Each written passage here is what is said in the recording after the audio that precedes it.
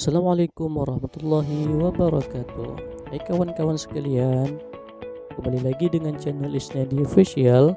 Kali ini kita sedang mengunjungi makam Sultan Salatin Alaidin Riyad Shah atau yang disebut dengan Pot Merhum.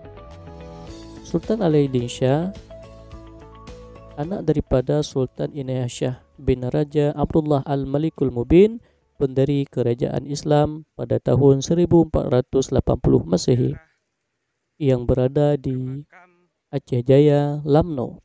Kali ini kita mengunjungi bersama para nasyid atau para grup selawat. Sebelum sampai ke makam, kita akan dikejutkan dengan pemandangan yang sangat indah. Di sampingnya ada laut. Kita akan menaiki tangga, tapi hati-hati ya, ketika hujan ini sangat licin karena tangganya dibuat daripada keramik.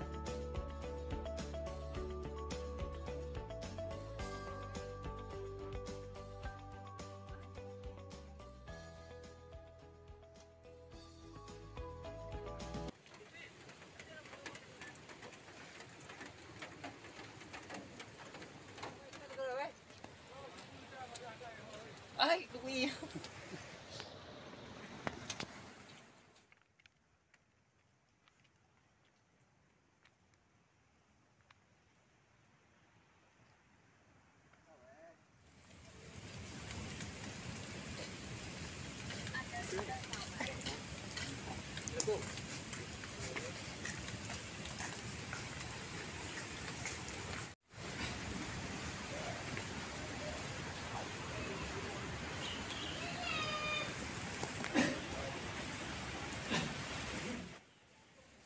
Setelah kami berdoa bersama, kami dikasih air untuk mencuci muka. Mungkin ini adalah sumur peninggalan Pot Merhum pada masanya. Ini hanyalah untuk mengambil keberkahan saja.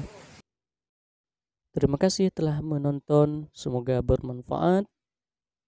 Cukup sekian. Assalamualaikum warahmatullahi wabarakatuh.